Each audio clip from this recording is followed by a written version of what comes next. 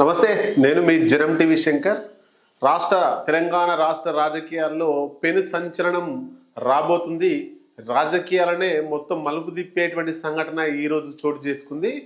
ఏంటి అంటే 12 మంది బీఆర్ఎస్ పార్టీకి సంబంధించినటువంటి ఎమ్మెల్యేలు, మొన్న బీఆర్ఎస్ గుర్తు మీద గెలిచినటువంటి 12 మంది ఎమ్మెల్యేలు ఈరోజు కాంగ్రెస్ పార్టీకి చెందినటువంటి తెలంగాణ ముఖ్యమంత్రి రేవంత్ రెడ్డి ఇంటికి వెళ్ళి కలిశారు.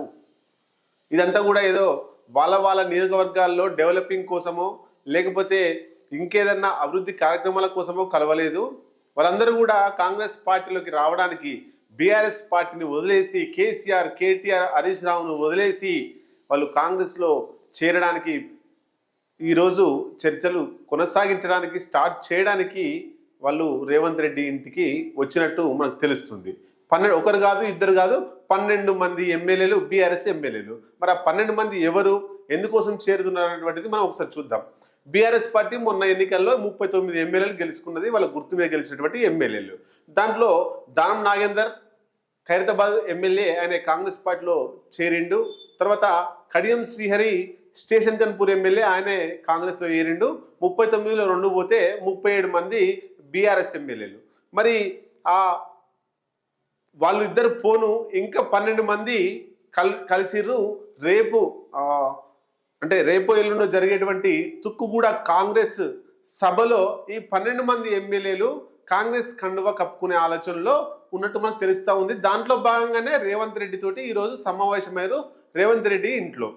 మరి వాళ్ళకు ఎవరెవరికి ఏం ఆశ చూపించి బీఆర్ఎస్ పార్టీ నుంచి వెళ్ళి కాంగ్రెస్లోకి తీసుకొస్తున్నాడు రేవంత్ రెడ్డి అనేటువంటిది ఒక చర్చ నడుస్తూ ఉంది. లేదా రేవంత్ రెడ్డి ఇంకా టార్చర్ స్టార్ట్ చేస్తాడేమో, ఆ టార్చర్ ఎందుకు పడాలని చెప్పేసి బీఆర్ఎస్ పార్టీని వదిలేసి రేవంత్ రెడ్డి శరణు కోరేటందుకు పోయిండ్రు అనేటువంటిది ఇంకో వర్గం వాదన నడుస్తూ ఉంది. ఏ వాదన నడిచినప్పటికీ బీఆర్ఎస్ పార్టీని 12 మంది వదిలిపెట్టి కాంగ్రెస్లో చేరితే కేసీఆర్కు ఇబ్బంది కలిగే అవకాశాలు ఉన్నాయి. కేసీఆర్ తలెత్తుకోకుండా జరిగేటువంటి పరిణామాలే మనకు కనబడతా ఉన్నాయి. అయితే 39లో 14 అంటే వీళ్ళు 12 మంది కలిసిన వాళ్ళు మొన్న దానం నాగేందర్, కడియం శ్రీహరి, ఈ 14 పోతే ఇంకా 25 మంది ఉంటారు.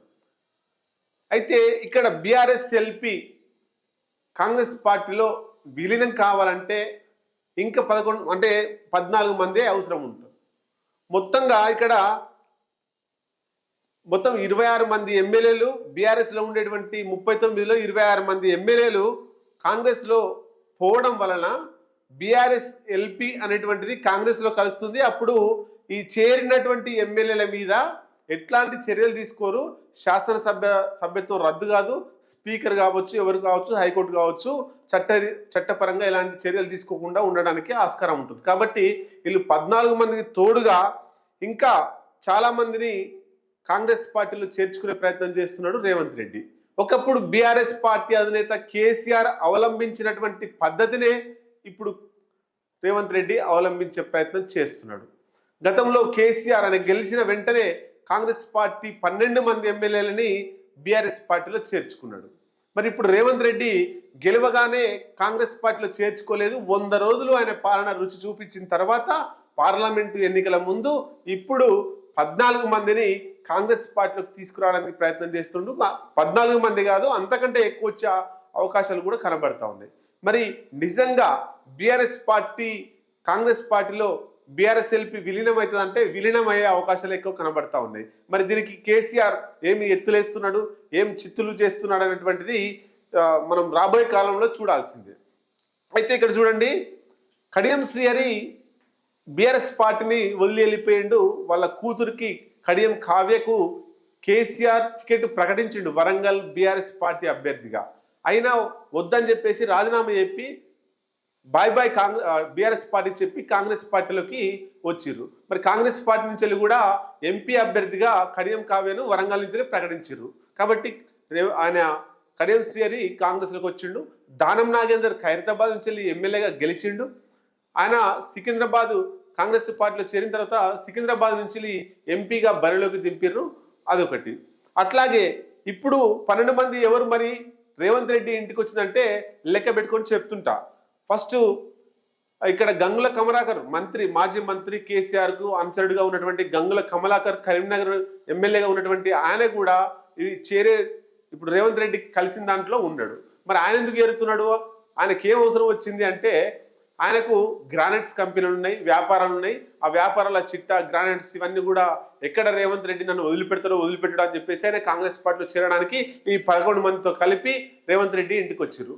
ఆయనకు కాంగ్రెస్ పార్టీ కరీంనగర్ ఎంపీగా పోటీ చేయించే అవకాశాలు మనకు కనబడుతున్నాయి. మనం 12 మంది పేర్లు చెప్తాను, ఒకసారి వినే ప్రయత్నం చేయండి. తెల్లం వెంకట్రావు, ఈయన భద్రాచలం నుంచి వెళ్ళి ఎమ్మెల్యేగా మొన్న ఎలక్షన్లలో బీఆర్ఎస్ పార్టీ నుంచి వెళ్ళి గెలిచిండు. ఈయనే కలిసిండు రేవంత్ రెడ్డిని. తర్వాత గంగుల కమలాకర్ కరీంనగర్ ఎమ్మెల్యేగా గెలిచిండు, గతంలో మంత్రిగా ఉన్నాడు ఆయన కూడా. తర్వాత సుధీర్ రెడ్డి, మలిపెద్ది సుధీర్ రెడ్డి ఎల్బీనగర్ నుంచి వెళ్ళి మొన్న బీఆర్ఎస్ పార్టీగా ఎమ్మెల్యేగా గెలిచిండు. తర్వాత కాలేరు వెంకటేష్, ఈయన అంబర్పేట నుండి ఎమ్మెల్యేగా ఎన్నికైనాడు. అట్లాగే కాల యాదయ్య చేవేల నుంచి వెళ్ళి ఎమ్మెల్యేగా బీఆర్ఎస్ పార్టీ తరఫున ఎన్నికైండు. అరికెపూడి గాంధీ శేర్లింగంపల్లి నుంచి వెళ్ళి ఎన్నికైనటువంటి బీఆర్ఎస్ ఎమ్మెల్యే. అట్లాగే మాగంటి గోపీనాథ్ జూబ్లీ హిల్స్ నుంచి ఎన్నికైనటువంటి బీఆర్ఎస్ ఎమ్మెల్యే. అట్లాగే ప్రకాష్ గౌడ్ రాజేంద్ర నగర్ నుంచి, అట్లాగే ముఠా గోపాల్ ముషిరాబాద్ నియోజకవర్గం నుంచి వెళ్ళి, అట్లాగే మాణిక్ రావు జహీరాబాద్ నియోజకవర్గం నుంచి వెళ్ళి బీఆర్ఎస్ పార్టీ ఎమ్మెల్యేగా ఎన్నికైనటువంటి వ్యక్తి. అట్లాగే కోవాలక్ష్మి ఆసిఫాబాద్ నుంచి వెళ్ళి ఆమె ఎమ్మెల్యేగా ఎన్నికైంది బీఆర్ఎస్ పార్టీ నుంచి. అట్లాగే లాస్ట్గా బండారు లక్ష్మారెడ్డి బీఆర్ఎస్ పార్టీ ఉప్పల్ ఎమ్మెల్యేగా గెలుపొందిండు. ఈ 12 మంది అంతా కూడా రేవంత్ రెడ్డిని కలిసిండు. రేపు ఎల్లుండో జరిగేటువంటి తుక్కుగూడ కాంగ్రెస్ పార్టీ 10 లక్షల మందితోటి బహిరంగ సభ నిర్వహిస్తున్నారు. ఆ బహిరంగ సభలో ఈ 12 మంది కాంగ్రెస్ పార్టీ కండువ కప్పుకునే అవకాశాలు కనబడుతున్నాయి. ఈ 12 మందితో పాటు ఇంకా కొంతమంది వచ్చే అవకాశాలు ఉన్నాయి. జనం టీవీ అప్డేట్స్ కోసం జనం టీవీ తెలుగును సబ్స్క్రైబ్ చేయండి. మేము చెప్పినటువంటి విశ్లేషణ మీ అభిప్రాయాలు కామెంట్ రూపంలో తెలియజేయండి.